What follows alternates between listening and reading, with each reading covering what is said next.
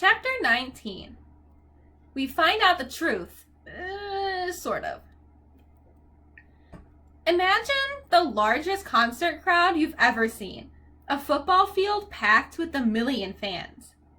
Now imagine a field 1 million times that big, packed with people, and imagine the electricity has gone out and there's no noise, no light, no beach ball bouncing around over the crowd. Something tragic has happened backstage. Whispering masses of people are just milling around in the shadows, waiting for a concert that will never start. If you can picture that, you have a pretty good idea of what the fields of Asphodel look like. The black grass had been trampled by eons of dead feet. A warm, moist wind blew like the breath of a swamp. Black trees, Grover told me they were poplars, grew in clumps here and there. The cavern ceiling was so high above us it might have been a bank of storm clouds, except for the stalactites, which glowed faint gray and looked wickedly pointy. I tried not to imagine they'd fall on us at any moment, but dotted around the fields were several that had fallen and impaled themselves in the black grass. I guess the dead didn't have to worry about little hazards like being speared by stalactites the size of booster rockets. Annabeth, Grover, and I tried to blend into the crowd, keeping an eye out for security ghouls. I couldn't help looking for familiar faces among the spirits of Asphodel, but the dead are hard to look at. Their faces shimmer. They all look slightly angry or confused. They will come up to you and speak, but their voices sound like chatter, like bats twittering. Once they realize you can't understand them, they frown and move away. The dead aren't scary. They're just sad. We crept along, following the line of new arrivals that snaked from the main gates toward a black-tented pavilion with a banner that read, "Judgments for Elysium and eternal damnation. Welcome, newly deceased." On the back of the tent came 2 much smaller lines.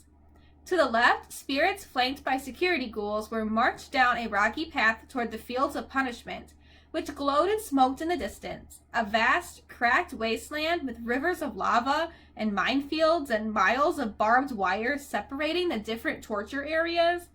Even from far away, I could see people being chased by hellhounds, burned at the stake, forced to run naked through cactus patches, or listen to opera music. I could just make out a tiny hill with the ant-sized figure of Sisyphus struggling to move his boulder to the top. And I saw worse tortures too, things I don't want to describe. The line coming from the right of the Judgment Pavilion was much better. This one led down toward a small valley surrounded by walls, a gated community, which seemed to be the only happy part of the underworld. Beyond the security gate were neighborhoods of beautiful houses from every period in history. Roman villas and medieval castles and Victorian mansions. Silver and gold flowers bloomed on the lawns. The grass rippled in rainbow colors. I could hear laughter and smell barbecue cooking. Elysium. In the middle of that valley was a glittering blue lake with 3 small islands like a vacation resort in the Bahamas. The Isles of the Blessed, for people who have chosen to be reborn 3 times and 3 times achieved Elysium. Immediately, I knew that's where I wanted to go when I died. That's what it's all about, Annabeth said, like she was reading my thoughts. That's the place for heroes. But I thought of how few people there were in Elysium, how tiny it was compared to the fields of Asphodel or even the fields of punishment. So few people did good in their lives, it was depressing. We left the Judgment Pavilion and moved deeper into the Asphodel fields. It got darker. The colors faded from our clothes. The crowds of chattering spirits began to thin. After a few miles of walking, we began to hear a familiar screech in the distance. Looming on the horizon was a palace of glittering black obsidian. Above the parapets swirled 3 dark bat-like creatures, the Furies. I got the feeling they were waiting for us. I suppose it's too late to turn back, Grover said wistfully. We'll be okay. I tried to sound confident. Maybe we should search some of the other places first? Grover suggested. Like Elysium, for instance. Come on, goat boy. Annabeth grabbed his arm. Grover yelped. Grover yelped. Grover yelped. His sneakers sprouted wings, and his legs shot forward, pulling him away from Annabeth. He landed flat on his back in the grass. Grover! Annabeth chided. I couldn't find the line. I'm sorry.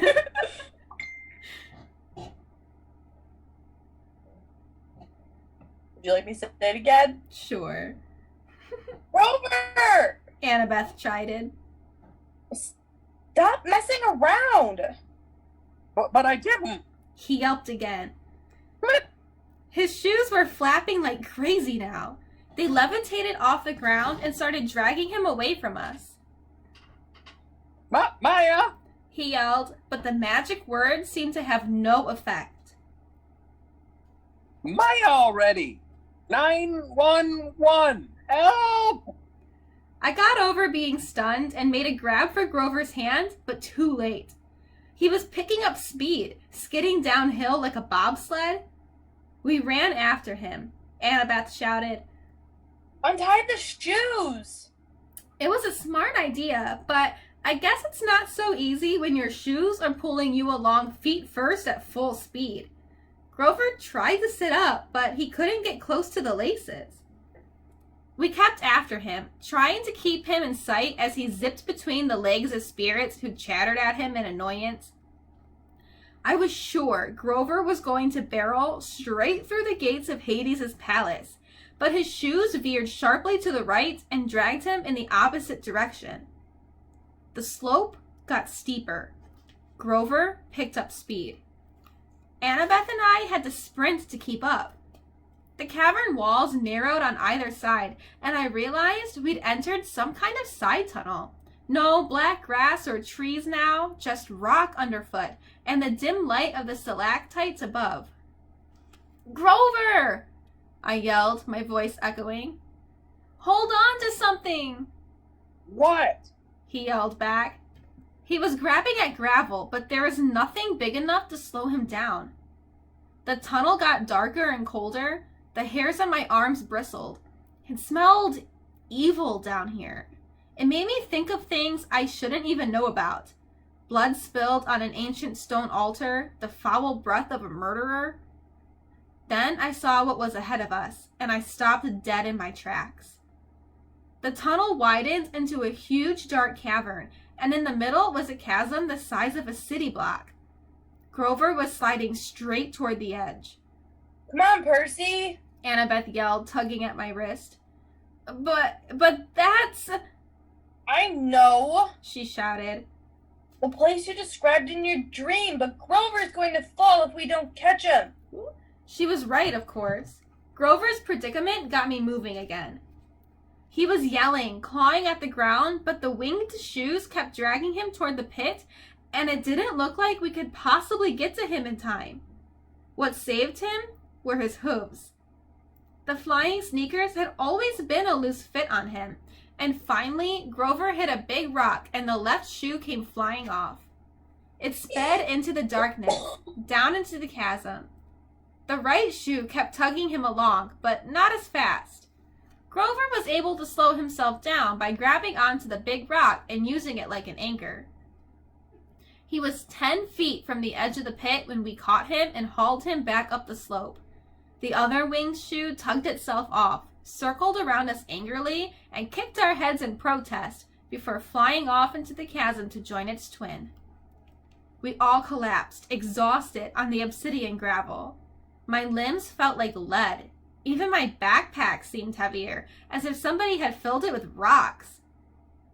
Grover was scratching up pretty bad. Nope. Grover was scratched up pretty bad. His hands were bleeding. His eyes had gone slit-pupiled, goat style, the way they did whenever he was terrified. I don't know how he panted. I didn't. Wait, I said. Listen. I heard something, a deep whisper in the darkness. Another few seconds and Annabeth said, Percy, this place. Shh. I stood. The sound was getting louder, a muttering evil voice from far, far below us, coming from the pit. Grover sat up. What's that noise? Annabeth heard it too. I could see it in her eyes. Tartarus. The entrance to Tartarus.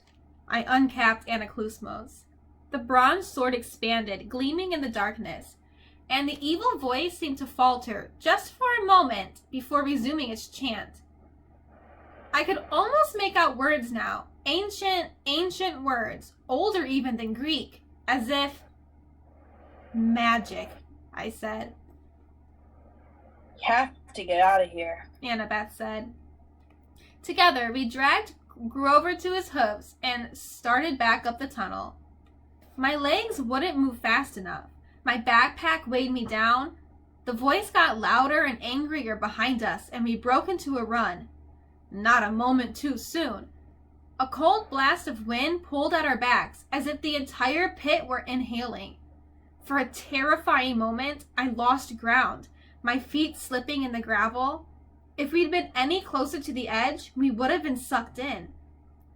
We kept struggling forward, and finally reached the top of the tunnel, where the cavern widened out into the fields of asphodel. The wind died. A wail of outrage echoed from deep in the tunnel. Something was not happy we had gotten away. What was that? Grover panted when we'd collapsed in the relative safety of a black poplar grove. One of Hades' pets? Annabeth and I looked at each other. I could tell she was nursing an idea, probably the same one she'd gotten during the taxi ride to LA, but she was too scared to share it. That was enough to terrify me. I capped my sword, put the pen back in my pocket. Let's keep going. I looked at Grover. Can you walk? He swallowed. Yeah, sure. I never liked those shoes anyway. He tried to sound brave about it, but he was trembling as badly as Annabeth and I were. Whatever was in that pit was nobody's pet. It was unspeakably old and powerful. Even Echidna hadn't given me that feeling. I was almost relieved to turn my back on that tunnel and head toward the Palace of Hades. Almost. The Furies circled the parapets high in the gloom. The outer walls of the fortress glittered black, and the 2-story tall bronze gates stood wide open. Up close, I saw that the engravings on the gates were scenes of death. Some were from modern times, an atomic bomb exploding over a city, a trench filled with gas mask-wearing soldiers, a line of African famine victims waiting with empty bowls. But all of them looked as if they'd been etched into the bronze thousands of years ago. I wondered if I was looking at prophecies that had come true. Inside the courtyard was the strangest garden I'd ever seen. Multicolored mushrooms, poisonous shrubs, and weird luminous plants grew without sunlight. Precious jewels made up for the lack of flowers, piles of rubies as big as my fist, clumps of raw diamonds. Standing here and there like frozen party guests were Medusa's garden statues, petrified children, satyrs, and centaurs, all smiling grotesquely. In the center of the garden was an orchard of pomegranate trees, their orange blooms neon bright in the dark. The Garden of Persephone, Annabeth said. Keep walking. I understood why she wanted to move on. The tart smell of those pomegranates was almost overwhelming. I had a sudden desire to eat them, but then I remembered the story of Persephone. One bite of underworld food, and we would never be able to leave. I pulled Grover away to keep him from picking a big, juicy one.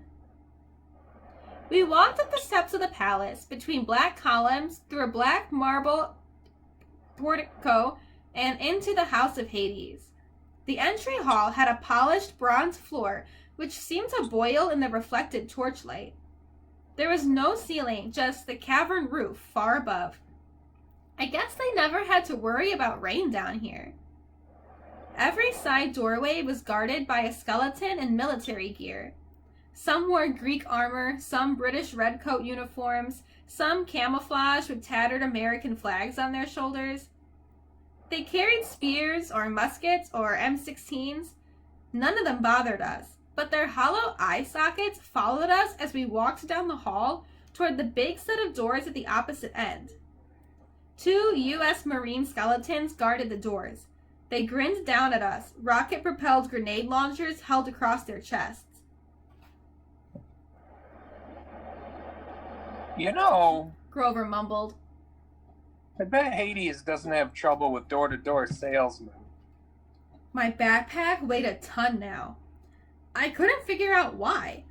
I wanted to open it, check to see if I had somehow picked up a stray bowling ball, but this wasn't the time. Well, guys, I said, I suppose we should knock? A hot wind blew down the corridor, and the doors swung open. The guards stepped aside.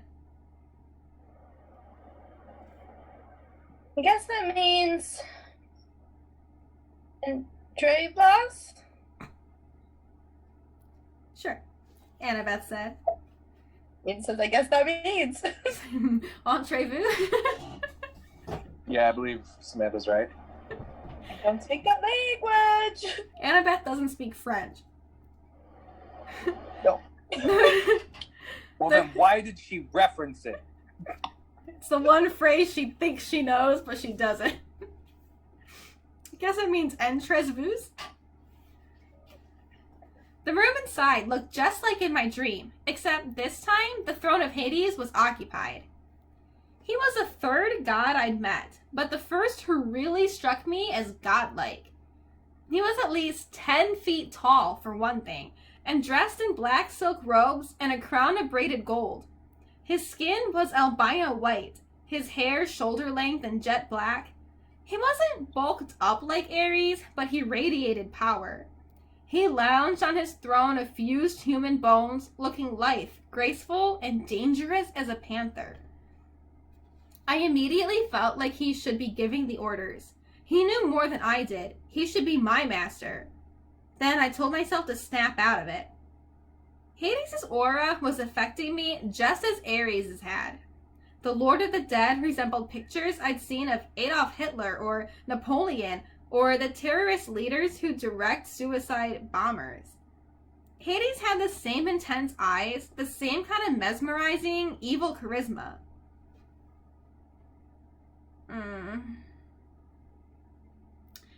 You are brave to come here, son of Poseidon, he said in an oily voice.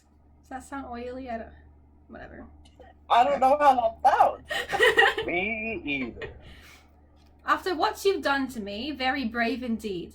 Or perhaps you are simply very foolish. Numbness crept into my joints, tempting me to lie down and just take a little nap at Hades' feet, curl up here and sleep forever. I fought the feeling and stepped forward. I knew what I had to say. Lord and Uncle, I come with two requests. He's very nervous. I'm sorry. I'm gonna walk out. I'm gonna re-enter. It's fine with you, right? Lord and Uncle, I come with two requests. Hades raised an eyebrow. When he sat forward in his throne, shadowy faces appeared in the folds of his black robes, faces of torment, as if the garment were stitched of trapped souls from the fields of punishment, trying to get out. The ADHD part of me wondered, off task, whether the rest of his clothes were made the same way. What horrible things would you have to do in your life to get woven into Hades' underwear? Only two requests, Hades said. Arrogant child, as if you have not already taken enough. Speak then. It amuses me not to strike you dead yet. I swallowed. This was going about as well as I'd feared. I glanced at the empty, smaller throne next to Hades. It was shaped like a black flower, gilded with gold. I wished Queen Persephone was here. I recalled something in the myths about how she could calm her husband's moods. But it was summer. Of course, Persephone would be in the world of light with her mother, the goddess of agriculture, Demeter. Her visits, not the tilt of the planet, create the seasons. Annabeth cleared her throat. Her finger prodded me in the back. Lord Hades, I said, look, sir, there can't be a war among the gods. It would be bad. Really bad. Grover added helpfully. Return Zeus's master bolt to me, I said. Please, sir, let me carry it to Olympus. Hades' eyes grew dangerously bright. You dare keep up this pretense after what you have done?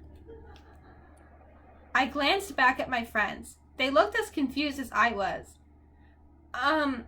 Uncle, I said, you keep saying after what you've done. What exactly have I done? The throne room shook with a tremor so strong they probably felt it upstairs in Los Angeles. Debris fell from the cavern ceilings, doors burst open all along the walls, and skeletal warriors marched in, hundreds of them, from every time period and nation in Western civilization. They lined the perimeter of the room, blocking the exits. Hades bellowed, "Do you think I want war, godling?" I wanted to say, well, these guys don't look like peace activists, but I thought that might be a dangerous answer. You are the Lord of the Dead, I said carefully. A war would expand your kingdom, right? A typical thing for my brothers to say.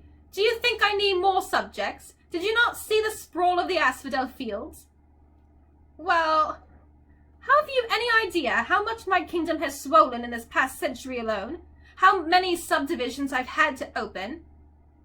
I opened my mouth to respond, but Hades was on a roll now. More security ghouls, he moaned. Traffic problems at the Judgment Pavilion. Double overtime for the staff. I used to be a rich god, Percy Jackson. I controlled all the precious metals under the earth. But my expenses! Charon wants a pay raise, I blurted, just remembering the fact. As soon as I said it, I wished I could sew up my mouth. Don't get me started on Charon, Hades yelled. He's been impossible ever since he discovered Italian suits. Problems everywhere, and I've got to handle all of them personally. The commute time alone from the palace to the gates is enough to drive me insane.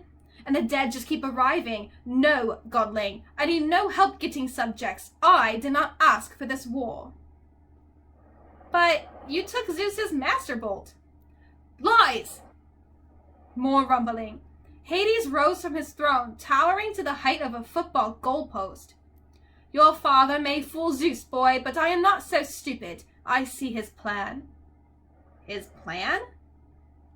You were the thief on the winter solstice, he said. Your father thought to keep you his little secret. He directed you into the throne room on Olympus. You took the master bolt and my helm. Had I not sent my fury to discover you at Yancy Academy, Poseidon might have succeeded in hiding his scheme to start a war. But now you have been forced into the open. You will be exposed as Poseidon's thief, and I will have my helm back. What? Annabeth spoke. I could tell her mind was going 1,000,000 miles an hour. Lord Hades, your helm of darkness is missing, too? Do not play innocent with me, girl. You and the satyr have been helping this hero, coming here to threaten me in Poseidon's name, no doubt, to bring me an ultimatum. Does Poseidon think I can be blackmailed into supporting him? No, I said. Poseidon didn't. I didn't.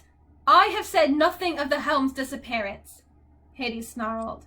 because I had no illusions that anyone on Olympus would offer me the slightest justice, the slightest help. I can ill afford for word to get out that my most powerful weapon of fear is missing, so I searched for you myself, and when it was clear you were coming to me to deliver your threat, I did not try to stop you. You didn't try to stop us? But return my helm now, or I will stop death, Hades threatened. That is my counter-proposal. I will open the earth and have the dead pour back into the world. I will make your lands a nightmare, and you, Percy Jackson, your skeleton will lead my army out of Hades. The skeletal soldiers all took one step forward, making their weapons ready. At that point, I probably should have been terrified. The strange thing was, I felt offended. Nothing gets me angrier than being accused of something I didn't do. I've had a lot of experience with that. You're as bad as Zeus, I said. You think I stole from you? That's why you sent the Furies after me? Of course, Hades said. And the other monsters? Hades curled his lip. I had nothing to do with them. I wanted no quick death for you. I wanted you brought before me so you might face every torture in the fields of punishment. Why do you think I let you enter my kingdom so easily? Easily? Return my property. But I don't have your helm. I came for the Master Bolt, which you already possess, Hades shouted. You came here with it, little fool, thinking you could threaten me. But I didn't. Open your pack, then. A horrible feeling struck me. The weight in my backpack, like a bowling ball, it couldn't be. I slung it off my shoulder and unzipped it. Inside was a 2-foot-long metal cylinder, spiked on both ends, humming with energy. Percy? Annabeth said. How? I don't know. I don't understand. You heroes are always the same, Hades said. Your pride makes you foolish, thinking you could bring such a weapon before me. I did not ask for Zeus's Master Bolt, but since it is here, you will yield it to me. I am sure it will make an excellent bargaining tool. And now, my helm. Where is it? I was speechless. I had no helm. I had no idea how the Master Bolt had gotten into my backpack. I wanted to think Hades was pulling some kind of trick. Hades was the bad guy. But suddenly, the world turned sideways. I realized I'd been played with. Zeus, Poseidon, and Hades had been set at each other's throats by someone else. The Master Bolt had been in the backpack, and I'd gotten the backpack from... Lord Hades, wait! I said. This is all a mistake. A mistake? Hades roared. The skeletons aimed their weapons. From high above, there was a fluttering of leathery wings, and the 3 Furies swooped down to perch on the back of their master's throne. The one with Mrs. Dodds' face grinned at me eagerly and flicked her whip. There is no mistake, Hades said. I know why you have come. I know the real reason you brought the bolt. You came to bargain for her. Hades loosed a ball of gold fire from his palm. It exploded on the steps in front of me, and there was my mother, frozen in a shower of gold, just as she was at the moment from when the Minotaur began to squeeze her to death. I couldn't speak. I reached out to touch her, but the light was as hot as a bonfire. Yes, Hades said with satisfaction. I took her. I knew, Percy Jackson, that you would come to bargain with me eventually.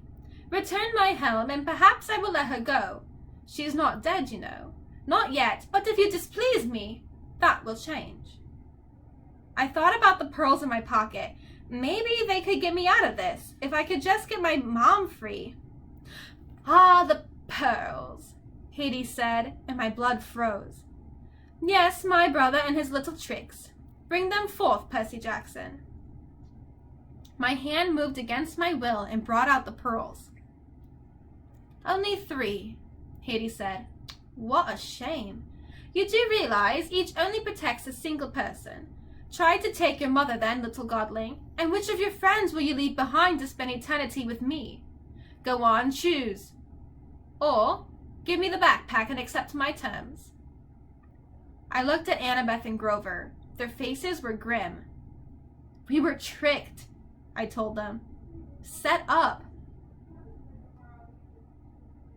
Yes, but why? Annabeth asked. The voice in the pit? I don't know yet, I said, but I intend to ask. Decide, boy, Hades yelled.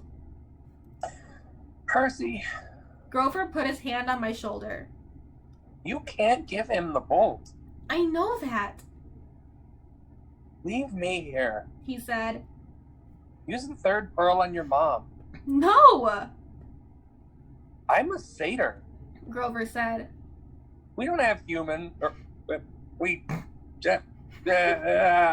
don't have souls like humans. He can torture me until I die, but he won't get me forever. I'll just be reincarnated as a flower or something. It's really the best way. No!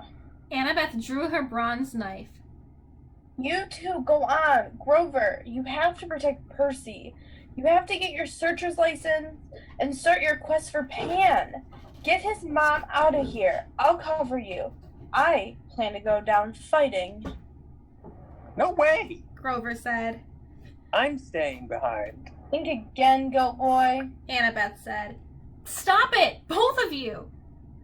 I felt like my heart was being ripped in two. They had both been with me through so much. I remembered Grover dive-bombing Medusa in the Statue Garden, and Annabeth saving us from Cerberus. We'd survived Hephaestus' Waterland Wide, the St. Louis Arch, the Lotus Casino. I had spent thousands of miles worried that I'd be betrayed by a friend, but these friends would never do that.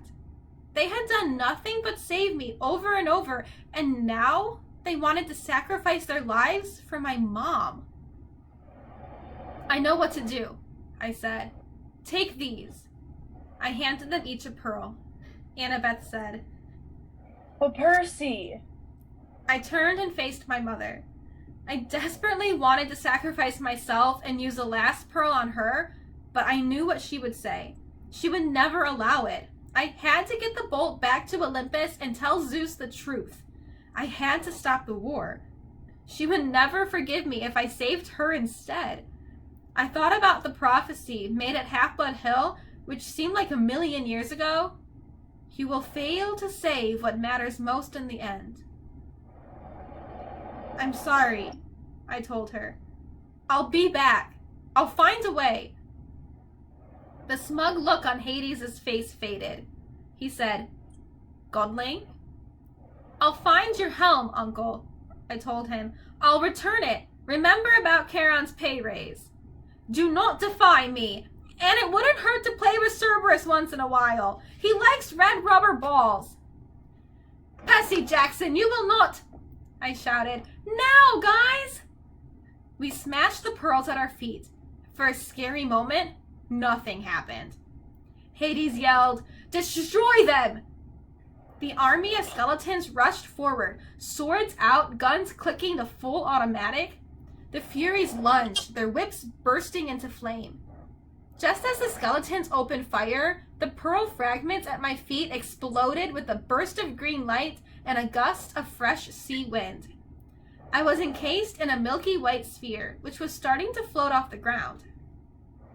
Annabeth and Grover were right behind me.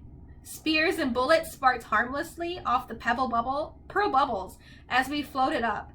Hades yelled with such rage, the entire fortress shook, and I knew it was not going to be a peaceful night in L.A. Look up! Grover yelled. We're going to crash! Sure enough, we were racing right toward the stalactites, which I figured would pop our bubbles and skewer us. How do you control these things? Annabeth shouted. I don't think you do, I shouted back. We screamed as the bubbles slammed into the ceiling and darkness. Were we dead? No, I could still feel the racing sensation. We were going up, right through solid rock as easily as an air bubble in water. That was the power of the pearls, I realized. What belongs to the sea will always return to the sea. For a few moments, I couldn't see anything outside the smooth walls of my sphere. Then my pearl broke through on the ocean floor. The two other Milky Spheres, Annabeth and Grover, kept pace with me as we soared upward through the water, and kerblam!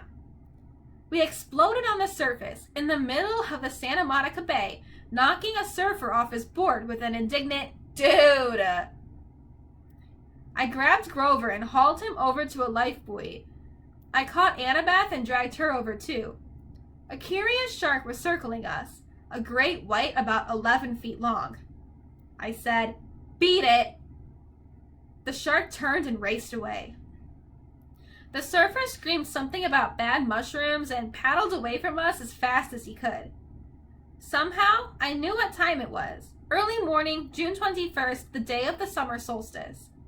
In the distance, Los Angeles was on fire, plumes of smoke rising from neighborhoods all over the city. There had been an earthquake, all right, and it was Hades' fault. He was probably sending an army of the dead after me right now. But at that moment, the underworld wasn't my biggest problem. I had to get to shore. I had to get Zeus's thunderbolt back to Olympus. Most of all, I had to have a serious conversation with the god who tricked me.